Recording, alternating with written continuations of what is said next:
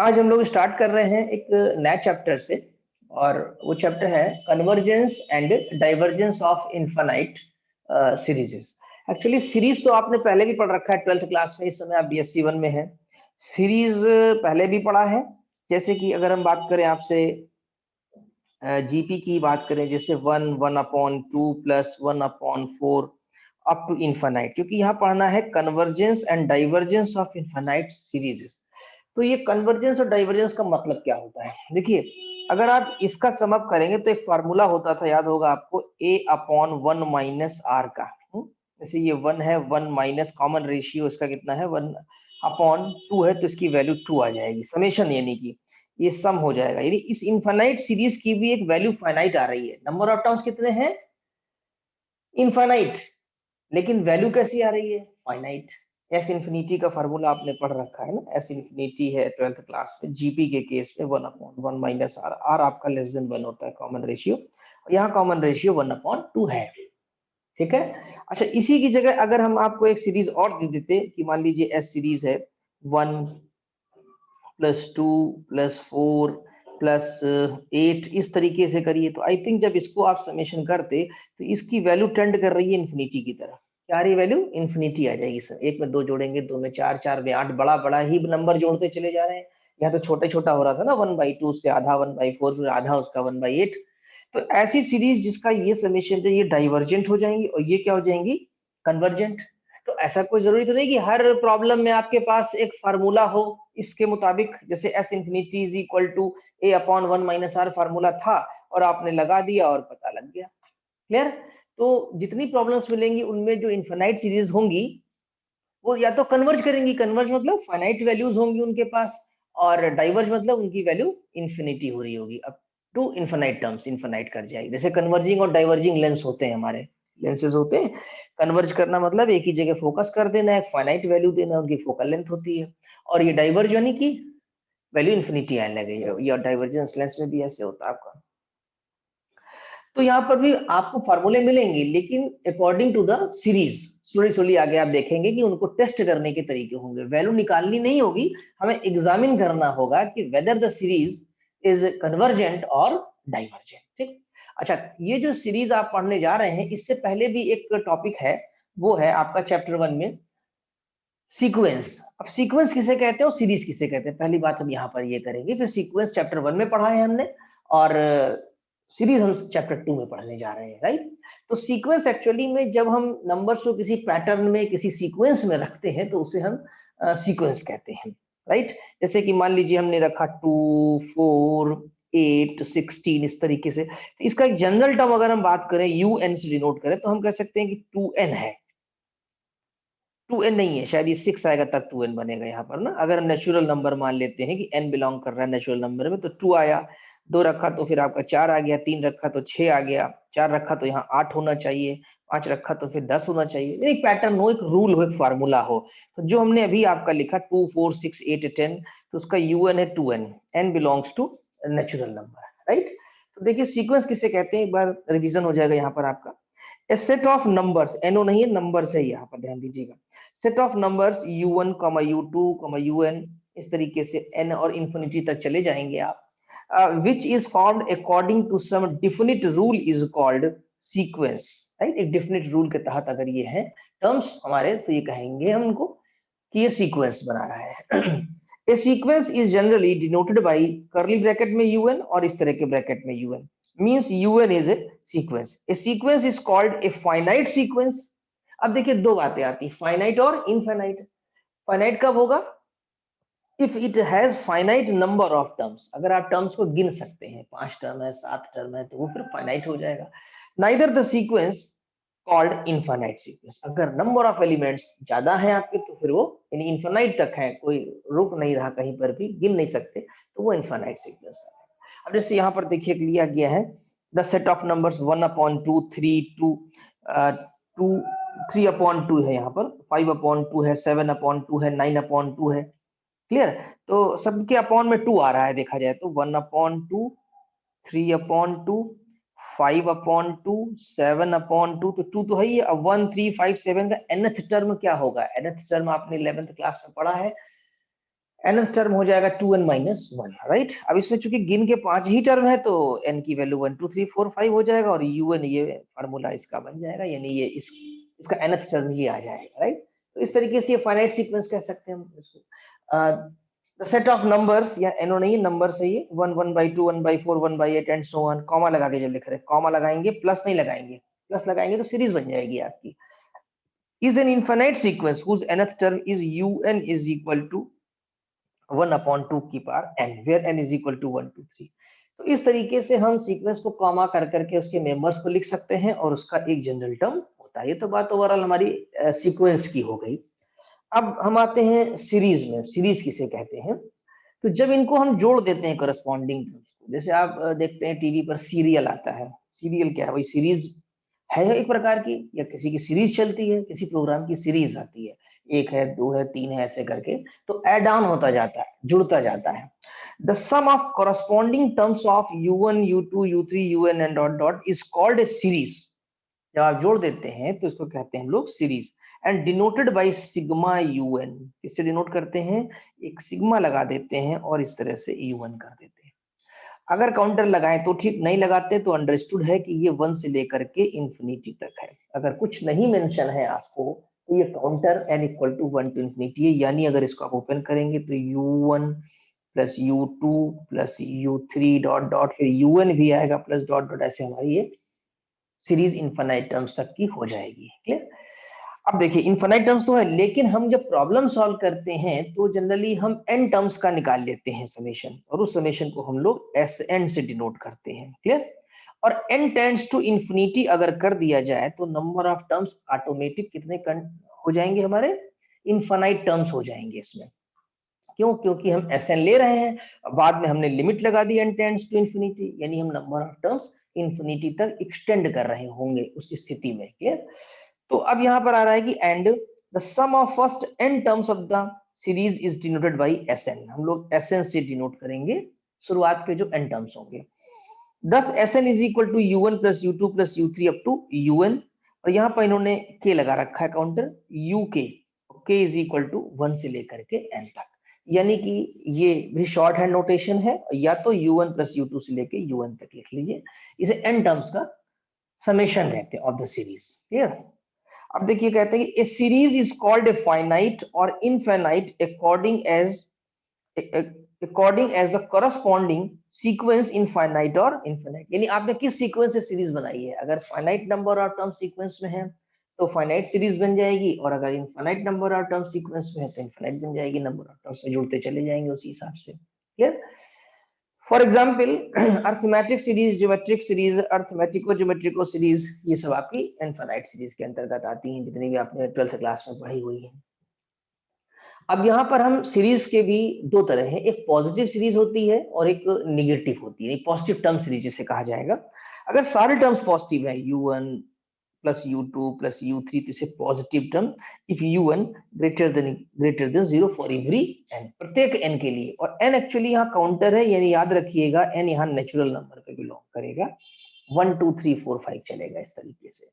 ठीक है? अच्छा, अब ये सीरीज अल्टरनेटिंग है, जैसे u1 minus u2 u3 minus u4। हाँ, ये बात अलग है कि इनका पॉजिटिव होना जरूरी है। किसका? जैसे u2 का पॉजिटिव होना जरूरी है, u1 का भी पॉजिटिव होना जरूरी है, राइट, u3 का भी पॉजिटिव। ये इससे क्या होगा, जो माइनस ऑलरेडी इसमें है वो इफेक्टेड नहीं होगा। अगर u2 निगेटिव हो गया तो फिर ये पॉजिटिव बन जाएगा बीच वाला, सेकंड टर्म आपका।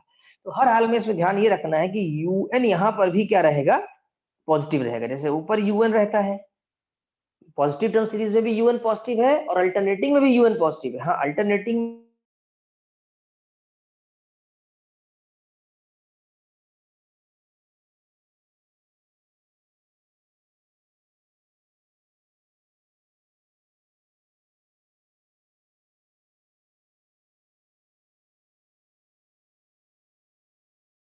करेंगे। ठीक है? तो आई थिंक इतना समझ में आ गया होगा आपको। अभी कुछ स्टूडेंट्स दोबारा से जानना चाहते हैं कि पॉजिटिव टर्म सीरीज और अल्टरनेटिंग सीरीज में क्या डिफरेंस है, तो एक बार हम फिर से आपको बता दें। यहाँ पर जो पॉजिटिव टर्म सीरीज के बारे में दिया हुआ है उसमें ये है कि u1 plus U2 plus U3, सब प्लस भी लगा हुआ है, और जो UN है यानी इसका हर term, each term is positive, ये ध्यान रखिएगा। इसका जो प्रत्येक टर्म है वो प्लस भी लगा हुआ है और U1 U2 भी पॉजिटिव है। अब जो ये अल्टरनेटिंग सीरीज है इसका हर टर्म तो पॉजिटिव है, यानी कि UN जो मतलब वैल्यू है वहां की U1 U2 U3 वो पॉजिटिव है, लेकिन ऑलरेडी यहाँ माइनस है, तो पहले प्लस है फिर माइनस है फिर प्लस है फिर माइनस है, तो ये अल्टरनेट बनी रहेगी क्योंकि हर टर्म इसका जो होगा ये पॉजिटिव UN। क्लियर? तो जैसे मतलब आपने लिखा कि 2 माइनस 4 प्लस 6 माइनस 8 प्लस 10, इस तरीके से। तो U1 तो हुआ 2 आपका, U2 तो हुआ 4, U3 हुआ आपका 6। तो ये U1 U2 U3 सब पॉजिटिव है, लेकिन ऑलरेडी माइनस साइन आपका लगा हुआ है। U1 हो गया 2, U2 हो गया आपका 4, -4 नहीं लेंगे, -4 तो ऑलरेडी सीरीज में है, इसलिए इसको हम क्या कहेंगे, अल्टरनेटिंग सीरीज कहेंगे। तो आई थिंक इस दो चीजें समझ में आ गई होंगी आपको। अब हम लोग डिस्कस करेंगे नेचर ऑफ सीरीज में। देखिए नेचर ऑफ सीरीज जो है, अभी ऊपर भी मैं कहा था कि कन्वर्जेंट होगा अगर समेशन फाइनाइट आएगा, नहीं आएगा तो डाइवर्जेंट हो जाएगा। यहाँ पर इसी तरह से सीरीज के बारे में बताया गया है कि there are 3 types of series, convergent, divergent, एक और आ गई है ऑसिलेटरी। ऑसिलेटरी वो सीरीज होती है जिसकी वैल्यू टर्म्स पर डिपेंड करती है, प्लस भी हो सकती है माइनस भी हो सकती है, कभी प्लस हो जाएगी कभी माइनस हो जाएगी। जैसे मान लीजिए आपको एग्जाम्पल के तौर पे हम बताएं कि 1 प्लस, बल्कि यहाँ 0 कर दे रहा हूँ, 1 -1 +1 -1 +1 -1, ठीक, इतनी ही मानिए, 0 को क्या ऐड करें उसमें। तो अगर हम यहाँ पर 4 टर्म्स लेते हैं तो 0 आ जाएगा, 5 टर्म्स लेते हैं तो -1 आ जाएगा। तो ये नंबर ऑफ टर्म्स पे डिपेंड करेगा, क्योंकि पेयर बन जाएगा 0 हो जाएगा, फिर ये पेयर बन जाएगा 0 हो जाएगा, ये पेयर बन जाएगा 0 हो जाएगा। तो इवन नंबर ऑफ टर्म्स है तो समेशन 0 आ जाएगा, ऑड है तो फिर 1 आ जाएगी वैल्यू। तो वैल्यू कम ज्यादा हो रही है, ठीक है, यानी फाइनाइट नहीं आ रही है, तो इसको फिर हमें ऑसिलेटरी कहना होगा। तो देखिए convergent, the infinite series U1 plus U2 plus U3 said to be convergent if limit n tends to infinity Sn is equal to S। जैसा अभी हमने ऊपर बताया था आपको कि हम लोग करते क्या है कि Sn टर्म्स का ले लेते हैं समेशन, यहाँ देखिए लिया था भाई, UN लिखा था लेकिन इंफिनिटी तक ये गए थे, ठीक। तो जैसे आपने n टर्म्स का समेशन लिख लिया और उसके बाद n टेंड्स टू क्या कर दिया, इंफिनिटी कर दिया, यानी n को बहुत लार्ज कर दिया, तो number of infinite terms cover हो गए आपके। इसीलिए सिंबल लिखा जाता है कि पहले n टर्म्स का समेशन निकाल लिया और उसमें अप्लाई कर दिया n टेंड्स टू इंफिनिटी, तो वो इनफाइनाइट टर्म्स का समेशन हो गया आपका जाकर के, राइट। और अगर वो वैल्यू s आ जाए, यानी where s is finite, s finite आ जाएगा, तो हम कहेंगे कन्वर्जेंट है। और बिल्कुल सेम पैटर्न पे the infinite series this said to be divergent if, अगर आपने इंफिनिटी लगाया यानी Sn n टर्म्स निकाल करके और infinity n tends to infinity किया, लिमिट ले लिया, ठीक, और वैल्यू प्लस इंफिनिटी या माइनस इंफिनिटी आ गई, यानी कि कोई फाइनाइट वैल्यू नहीं आई, फाइनाइट नहीं आई, तो फिर डाइवर्जेंट हो जाएगा, राइट। और ऑसिलेटरी में क्या हुआ, द फाइनाइट सीरीज, देख रहे हैं यहाँ पर फाइनाइट सीरीज है, इनफाइनाइट नहीं है, ठीक है। अब यहाँ पर आप मान लीजिए UN टर्म्स होते हैं, is said to be oscillatory if limit n tends to infinity Sn is equal to this does not defined, यानी इसकी वैल्यू जो है ऑसिलेट करेगी दो के बीच में, क्लियर, कभी +1 कभी -1 या 0 या 1 इस टाइप से। और जितनी भी ऑसिलेटरी सीरीज होती हैं उन्हें हम डाइवर्जेंट ही मानते हैं कि every oscillatory series is also considered to be divergent, यानी जितनी भी ऑसिलेटरी सीरीज होंगी उन्हें भी हम डाइवर्जेंट लेंगे, कन्वर्जेंट नहीं लेंगे। कन्वर्जेंट सीरीज तभी कहलाएगी जब वैल्यू हमारी फाइनाइट आ जाएगी, ठीक है। अब हम लोग डिस्कस करेंगे properties of convergent and divergent series के बारे में कि इनकी क्या प्रॉपर्टीज हैं। जैसे कि देखिए नंबर 1 है the nature of an infinite series remains unaltered by adding और removing a finite number of terms. Infinite series का नेचर है, देखिए इनफाइनाइट सीरीज है, तो इनफाइनाइट सीरीज अगर कन्वर्जेंट है सॉरी, अगर इनफाइनाइट सीरीज कन्वर्जेंट है और उसमें आप कोई नंबर 2 जोड़ दीजिए, जाकर के 2 जोड़ दीजिए, 5 जोड़ दीजिए, 7 जोड़ दीजिए, तो उसका नेचर नहीं बदलेगा, वैल्यू जरूर बदल जाएगी, वो कन्वर्जेंट ही तो रहेगी ना। कन्वर्जेंट में एक फाइनाइट नंबर आता है, कोई नंबर आया होगा s+2 हो जाएगा, s+5 हो जाएगा, तो इसका मतलब है कि नेचर नहीं बदलेगा, वैल्यू बदलेगी। वैल्यू से हम यहाँ पर कोई मतलब नहीं है, हम लोग यहाँ पर क्या बात कर रहे हैं, नेचर की। तो एन इनफाइनाइट सीरीज, फिर से देखिए, the nature of an infinite series remains unaltered by adding और removing a finite number of terms. हाँ, अगर कोई इनफाइनाइट सीरीज है और कन्वर्जेंट है, उसमें से 2 टर्म निकाल लीजिए आप, इनफाइनाइट सीरीज है ना, निकाल लें, 2 निकाल लें, 4 निकाल लें, 6 निकाल लें, रिमूव कर दें, तब भी वो कन्वर्जेंट बनी रहेगी, राइट। उसी प्रकार से नेचर की बात हो रही ना, तो कन्वर्जेंट की बात करी हमने, तो हम डाइवर्जेंट भी कह सकते हैं। अगर कोई इनफाइनाइट सीरीज डाइवर्जेंट हो रही होती, तो अगर उसमें कोई जोड़ देंगे तो और डाइवर्ज हो गई, और ज्यादा नंबर उसके पास चले गए, ठीक। तो डाइवर्जिंग जो होती है उसकी वैल्यू इन्फिनिटी आ रही होती है बेसिकली, तो उसमें कुछ भी ऐड करें, कुछ में आप उसमें सब्ट्रैक्ट कर दें, तो उससे कोई फर्क नहीं पड़ेगा। तो जो डाइवर्जिंग सीरीज है इनफाइनाइट, वो डाइवर्जिंग ही बनी रहेगी, जो कन्वर्जिंग है वो कन्वर्जिंग ही रहेगी। एक बात। दूसरी बात ये हुई कि अगर हम मल्टीप्लाई कर दें और डिवाइड कर दें नॉन जीरो नंबर से, कभी जीरो से डिवाइड नहीं कर सकते आप, अलाउड नहीं है, आपको नॉन जीरो नंबर लेना होगा। तो कह रहे थे nature of an infinite series, अब नेचर कैसा भी हो सकता है, कन्वर्जेंट भी हो सकता है और divergent, remains unaltered by multiplying और dividing the terms by some fixed non zero constant. Non zero constant, zero से ना करिएगा, ठीक है।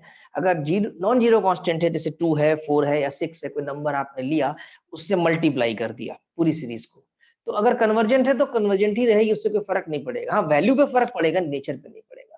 डाइवर्जेंट है तो वो फिर डाइवर्जेंट ही, इसे डिवाइड भी कर दिया 2 से आपने, मान लीजिए, तो भी सीरीज आपकी डाइवर्जेंट है तो डाइवर्जेंट रहेगी, कन्वर्जेंट है तो कन्वर्जेंट रहेगी, राइट।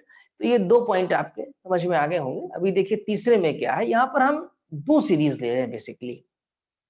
अभी तक हम एक सीरीज की बात कर रहे थे, अब हम 2 सीरीज को कंपेयर करके बात करेंगे। देखिए किस तरीके से, if sigma UN and sigma VN are 2 series, या 2 सीरीज है, मान लीजिए पॉजिटिव टर्म सीरीज है दोनों ही आपकी, राइट, सच दैट कि Vn जो आपका है वो greater equal to Un and positive terms है ये, देखिए इस बात पे ध्यान दीजिएगा, क्लियर। तो अगर देखा जाए तो टर्म बाय टर्म की अगर हम बात करें थोड़ी देर के लिए, तो Un less than equal to V1, U2 less than equal to V2, और अगर हम U3 की बात करें तो less than equal to V3। इसका हर टर्म क्या है, U वाली सीरीज का हर टर्म छोटा है या बराबर है किसके, V वाली सीरीज के। अगर आप इनको जोड़ भी देते हैं, सपोज करिए आपने ऐड किया U1 plus U2 plus U3, इस तरीके से करते गए, और फिर लेस देन इक्वल टू लगेगा इसमें भी, V1 plus V2 plus V3, इस तरीके से, राइट। तो अब यहाँ जरा नोटिस करिए, एक सीरीज आपके पास ये वाली है, दैट इज सिग्मा UN बन रही है, और एक सीरीज आपके पास कौन सी बन रही है, सिग्मा VN की बन रही है, राइट। अब अगर ये सीरीज कन्वर्जेंट हो जाए, कौन सी, Vn वाली, जहां मैं एरो लगा रहे हैं ध्यान दीजिए, तो देखा जाए तो ये बड़े टर्म वाली है ना, इसका हर टर्म की वैल्यू ज्यादा ही तो है। यहाँ देखिए V1 ज्यादा था U1 से या बराबर था, V2 ज्यादा था या बराबर था, V3 ज्यादा था या बराबर था। तो अगर मोटी मोटी भाषा में इसको कहा जाए तो ये बड़ी सीरीज कहलाएगी आपकी, Vn वाली, Vn बड़ी है, और बड़ी अगर कन्वर्ज कर रही है तो छोटी तो कन्वर्ज कर ही जाएगी भाई, बड़ी वैल्यूज वाली कन्वर्ज कर गई, गिविंग ए फाइनाइट वैल्यू, तो छोटी तो हो ही जाएगी। इसको एक सेंस लगाते हुए ऐसे आप याद कर लीजिएगा इसको, कि जो बड़ी है वो कन्वर्ज होगी तो छोटी भी हो जाएगी। तो for all sigma Vn is convergent, then sigma UN is also convergent, यानी ये भी क्या होगी, कन्वर्जेंट, यानी राइट की जो बड़ी सीरीज आती है कन्वर्जेंट है तो ये भी कन्वर्जेंट हो जाएगी, क्लियर। अब यहाँ पर ये बात आती है दूसरे वाले पॉइंट में कि सिग्मा UN और सिग्मा VN आर 2 सीरीज, अब UN ग्रेटर है और VN क्या है, लेस है, VN के टर्म्स की वैल्यू लेस है उससे।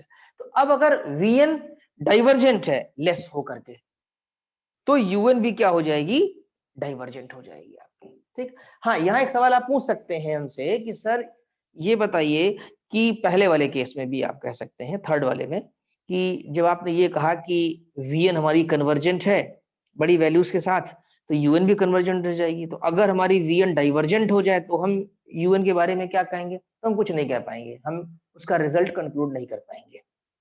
क्यों, क्योंकि Vn बड़ी वैल्यू की है, ठीक है, और डाइवर्ज कर गई है, तो हो सकता है छोटी वाली कहीं कन्वर्ज भी कर सकती है और कन्वर्ज नहीं भी कर सकती, कोई कंक्लूजन नहीं निकाल पाएंगे। हाँ, ये सही है कि अगर Vn कन्वर्जेंट है बड़ी वैल्यूज के साथ, तो छोटी जो UN है वो कभी डाइवर्ज नहीं करेगी, वो भी कन्वर्ज होगी। उसी प्रकार से यहाँ Vn जो आपके पास है, अगर ये डाइवर्ज कर गई तो जो बड़ी वैल्यू वाली UN है वो तो डाइवर्ज कर ही जाएगी।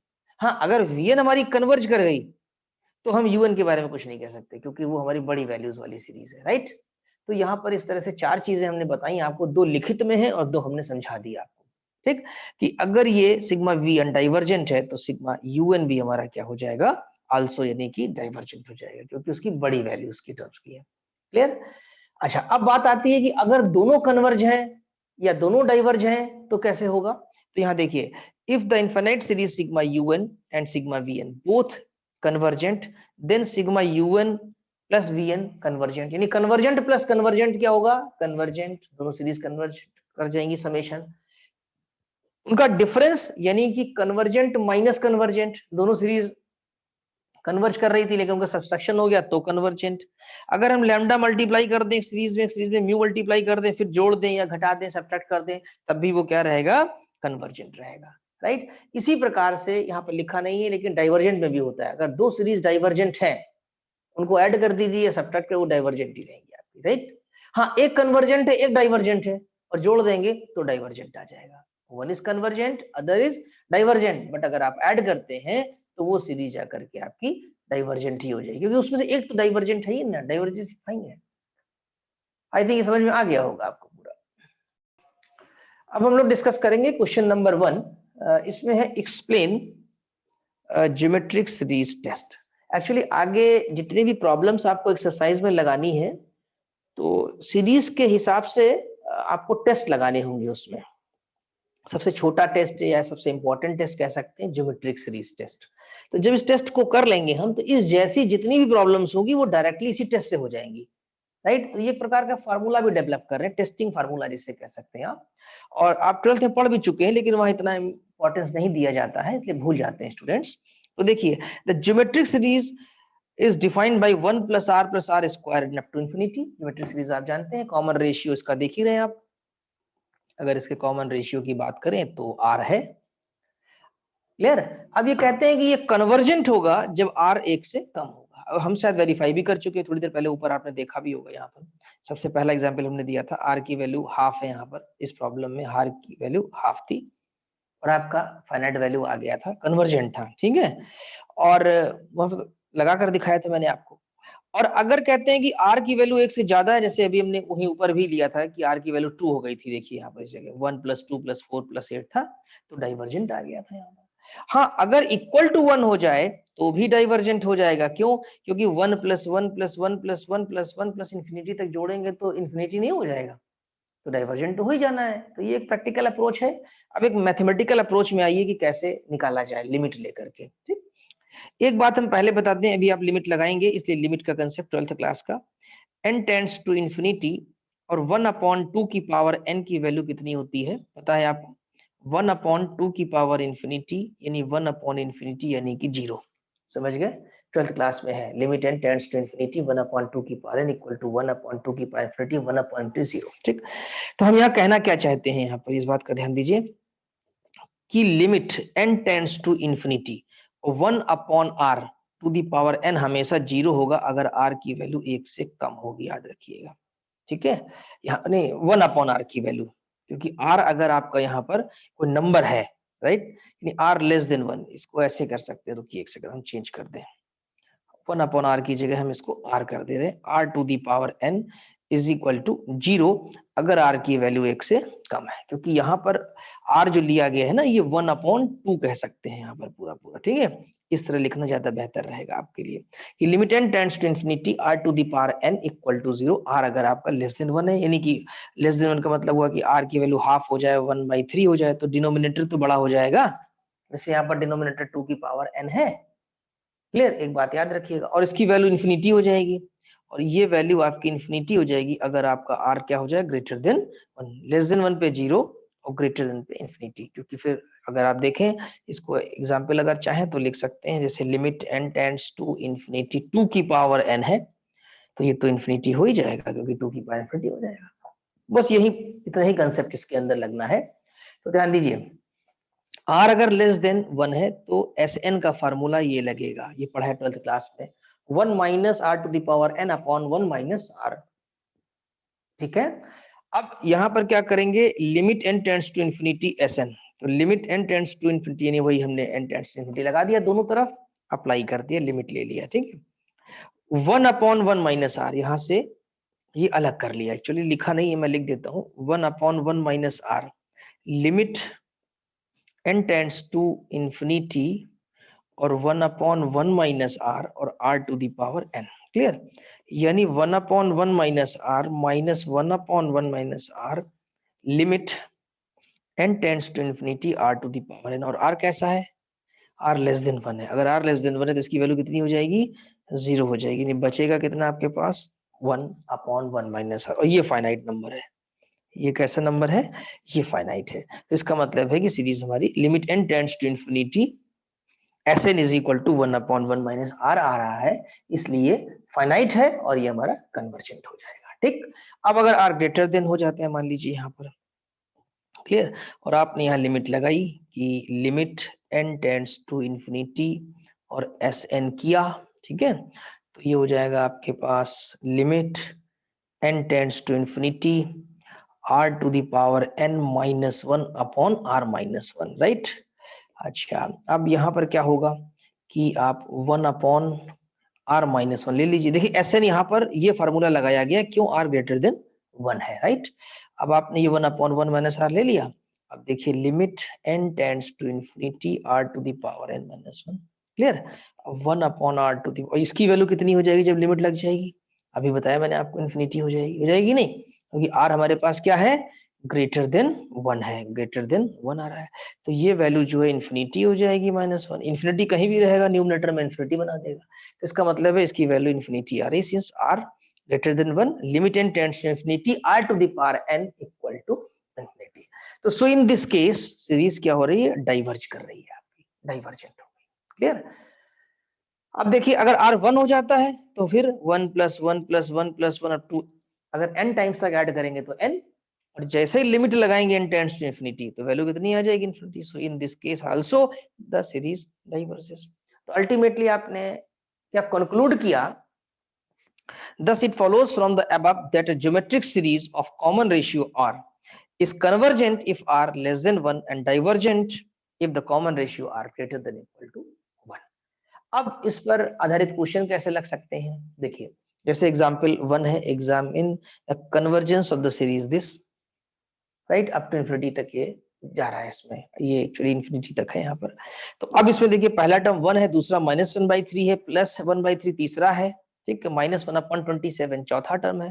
तो अगर कॉमन रेशियो निकालते हैं आप, तो कॉमन रेशियो आ रहा है -1/3 और a की वैल्यू 1, तो -1 से कम होता है -1/3, यानी कि -1/3 लेस देन 1, लेस देन 1 की वजह से क्या हो जाएगा, कन्वर्जेंट। यानी इस सीरीज की जो वैल्यू है वो एक फाइनाइट आएगी अगर हम फार्मूला लगा के निकालें। इसे फार्मूला कौन सा लगेगा, एक फार्मूला और होता है 12th क्लास में, a/1 - r, इससे भी निकाल सकते हैं, लेकिन यहाँ एप्लीकेबल नहीं है।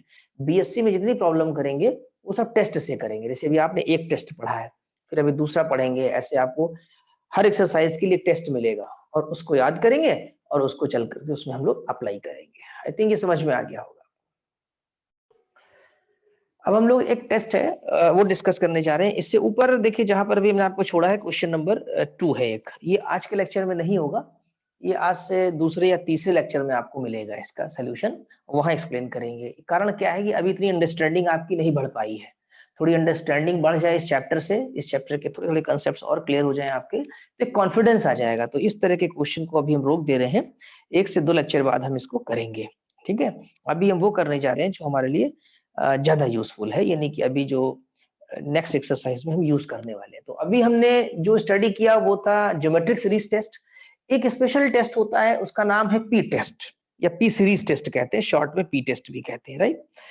तो इसके बारे में हम बता दे रहे हैं, लेकिन इसकी प्रूविंग नहीं करेंगे, क्योंकि अभी पेपर जो आ रहा है एमसीक्यू टाइप का आ रहा है आपके यहाँ एग्जाम में, और इसका प्रूव आता भी नहीं है वैसे एग्जाम्स में ज्यादा। फिर कभी टाइम मिलेगा तो इसका एक वीडियो बना करके हम अपलोड कर देंगे आपके लिए। तो फिलहाल इसका समझ लीजिए कि ये लगाना कहाँ पर है और किस टाइप की सीरीज में लगता है। तो मैं सीरीज ऊपर लिख दे रहा हूँ, ऐसे मान लीजिए 1/1 लिखो या 1 लिखिए आप, 1/2 की पावर 2, 1/3 की पावर 2 प्लस 1/4 की पावर 2, इस टाइप की सीरीज हो, या आपके पास हो 1 + 1/2 की पावर 4 हो जाए प्लस 1/3 की पावर 4 हो जाए प्लस 1/4 की पावर 4 हो जाए। यहाँ एक बात आप गौर करिए, वो ये है कि देखिए पावर सब में सेम है, जैसे 2 2 2 यहाँ पर हमने जो लिया 4 4 4। दूसरी बात गौर करिए आप कि ये नेचुरल नंबर में बढ़ रहा है, जैसे नीचे 1, नीचे डिनोमिनेटर में 2 3 4, यानी डिनोमिनेटर में नेचुरल नंबर्स होंगे 1 2 3 4 चलेंगे आपके, राइट। अब पावर सेम रहेगी सब में। अब जैसे कहीं यहाँ 2 नहीं है तो 1 का 2 कर लीजिए, कोई दिक्कत नहीं, वो भी 2 ही है। यहाँ भी आप चाहे तो 1 की पावर 2 कर लीजिए, लेकिन देखिए 1 है नेचुरल नंबर, 2 है, 3 है, 4 है, ऐसे चल रहा है कि नहीं। तो आपने गेस कर सकते हैं कि यहाँ 5 की पावर 4 आने वाला है, यहाँ पर 1/5 की पावर 2 आने वाला है, लाइक दिस। तो ये जो दो सीरीज के हमने आपको एग्जाम्पल दिए, इस टाइप की सीरीज में ही पी टेस्ट लगता है, इस टाइप की सीरीज को ही पी टेस्ट से करते हैं। और इस नंबर को जो आपका यहाँ ये है वो 2, उसको पी कहते हैं, पी। यहाँ पर अगर पी की वैल्यू देखें तो वो कितनी है, 4। तो इन जनरल अगर हम बात करें तो पहचान क्या है हमारी इनफाइनाइट सीरीज की, जिसमें पी टेस्ट अप्लाई करते हैं, या पी सीरीज भी कह सकते हैं उसको। तो 1/सिग्मा, देखिए सिग्मा 1/n की पावर पी। अब यहाँ पर पी एन जो है नेचुरल नंबर है, चाहे तो लिखना चाहे लिख दें कि 1 से इंफिनिटी तक है, नहीं लिखते हैं तो अंडरस्टूड है। तो 1/n की पावर पी जब ओपन करेंगे तो 1/1 की पावर पी प्लस 1/2 की पावर पी प्लस 1/3 की पावर पी प्लस 1/, इस तरह चलता चला जाएगा आपका, क्लियर। तो ये सीरीज कहलाती है P series and it is convergent. ये कन्वर्जेंट कब होती है, पी ग्रेटर देन 1 होगा। और डाइवर्जेंट कब होगी, जब P less than equal to 1 होगा, राइट। तो अभी हम अगर आपसे बात करें कि जो दोनों सीरीज हमने एग्जांपल 1 के तौर पे मान लीजिए लिया, तो ये क्या निकला, पी ग्रेटर देन 1 है तो कन्वर्जेंट। और अगर हम इसको ऐसे एग्जांपल 2 कह दें तो यहाँ P4 है ग्रेटर देन 1 तो कन्वर्जेंट। तो these both are the examples of the convergent from the P test. Directly कर लिया हमने। अभी यहाँ ज्योमेट्रिक नहीं लग रही है आपकी, कुछ प्रॉब्लम से पी लगेगी, कुछ में ज्योमेट्रिक लगेगी, कुछ में और टेस्ट पढ़ेंगे वो भी एप्लीकेबल हो जाएंगे, ठीक है। तो अगर हम यहाँ पर देखें तो पी टेस्ट में और ज्योमेट्रिक सीरीज टेस्ट में एक कंपेयर कर लें, तो देखिए इसमें कन्वर्जेंट है जब पी ग्रेटर देन 1 है, और उसमें कन्वर्जेंट है ज्योमेट्रिक सीरीज में जब आर लेस देन 1 है, राइट। ये रिलेट करके याद करेंगे, ज्यादा याद हो जाएगा। और इसमें डाइवर्जेंट कब है, जब पी लेस देन 1 है, उसमें डाइवर्जेंट उल्टा है, यानी जब आर क्या है, ग्रेटर देन 1 है। इस तरह से याद करें। हाँ, डाइवर्ज इक्वलिटी में दोनों बराबर है। अगर देखें तो ज्योमेट्रिक सीरीज में और पी टेस्ट में दोनों इक्वल होने पर सेम हो जाते हैं, ठीक है। और वैसे क्या हो रहा है कि दोनों का विपरीत है नेचर। तो विपरीत है यानी याद करने में आसानी है, वहां आर लेस देन 1 पे कन्वर्जेंट है, यहाँ पी ग्रेटर देन 1 पे। तो अगर ज्योमेट्रिक याद है तो ये भी आसानी से याद हो जाएगी, राइट। अच्छा, इस पर एक बेस्ड अगर एग्जांपल होता है तो देख लेते हैं, उसको हम करा दें आपको। देखिए क्या है यहाँ पर एग्जाम्पल 2 हमारे पास है कि टेस्ट द सीरीज 1 प्लस 1/2 की पावर 1/3 प्लस 1/3 की पावर 1/3। यहाँ 4 होना चाहिए था, 4 की पावर 1/3। तो अब आप समझ होंगे टर्म आएगा 5 की पावर 1/3। तो पी की वैल्यू कितनी हो रही है देखा जाए 1/3, एंड ये तो लेस देन 1 हो रही है। तो लेस देन 1 यानी कि आपका ये सीरीज जो है वो डाइवर्जेंट हो जाएगी, क्लियर। तो इस तरह की अगर आपको सीरीज मिलती है कन्वर्जेंट डाइवर्जेंट, तुरंत आप कर सकते हैं, ठीक है। अब अगला टेस्ट है कंपैरिजन टेस्ट, और बस आज इतनी रखेंगे इसमें हम लोग, और नेक्स्ट लेक्चर में आएगा हमारा कंपैरिजन टेस्ट।